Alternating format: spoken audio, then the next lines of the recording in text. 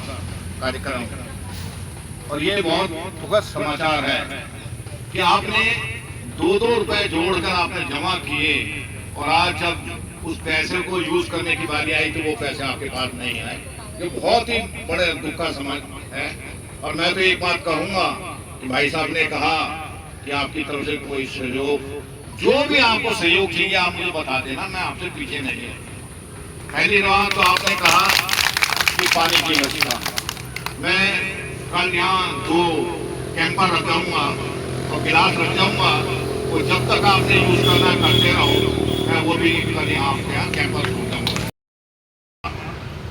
क्योंकि ये लड़ाई आपको लंबी लड़नी, ये लड़ाई आपकी कहीं छोटी नहीं है। और मैं तो एक बात कहना चाहूँगा, अगर आप लोग मेरा साथ दें, क्योंकि आपकी आवाज़ हमारे IDPL तक है।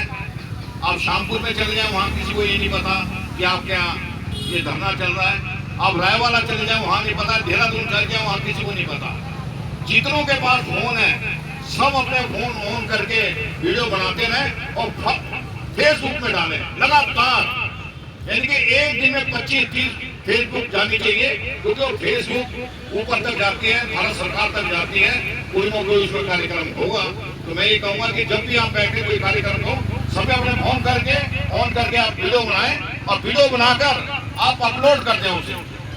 और दूसरी बात मैं कहना चाहूँगा एक आप लोगों से, मैं आपके साथ रहूँगा उस दिन, कल से आप एक निर्णय लेने या एक हफ्ते बाद लेने जैसे भी है कि आप अपने कल से जब आप बैठे तो आप अपने बाजू में काली पट्टी पहनते हैं।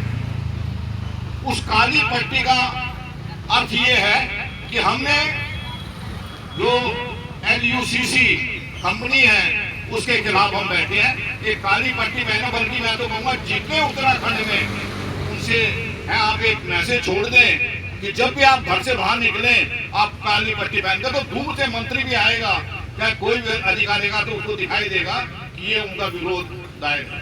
कहने की जरूरत नहीं है वहां, क्योंकि ये लड़ाई आपको लड़नी पड़ेगी, हर तरफ से लड़नी पड़ेगी। इतना क्योंकि अभी मैं देख रहा हूं कि मुझे रोज सूचना मिलती है कि उसके 10 लाख फंसे हैं, किसके 5 लाख फंसे, किसके 3 लाख फंसे हैं। एक हमारी 20 बीघा में आशा नेगी जी हैं, उनके यहाँ वो पैसे फंसे, उनका पड़ोसी उनको गालियाँ देना कि परसों कुछ उनसे झगड़ा हो गया, मुझे जाना पड़ा वहाँ पर पैसे के मारे में। तो मैं ये कह रहा हूँ कि इस लड़ाई को लंबी लड़नी है आप लोगों ने। इतना आसान जितना आप समझ रहे हो इतना आसान नहीं है, क्योंकि आपको कोई ना कोई निर्णय लेना पड़ेगा, क्योंकि सरकार को दिखाना पड़ेगा आपको कि हम आपके विरोध में हैं। क्योंकि ये जो जहाँ इसका रजिस्ट्रेशन हुआ वो सरकार द्वारा दिया गया। अगर किसी एक आदमी के पास होता तो हम उसको घर जाते, उसको उठा लेते, उसके मकान बेच देते, उसका कुछ कर देते।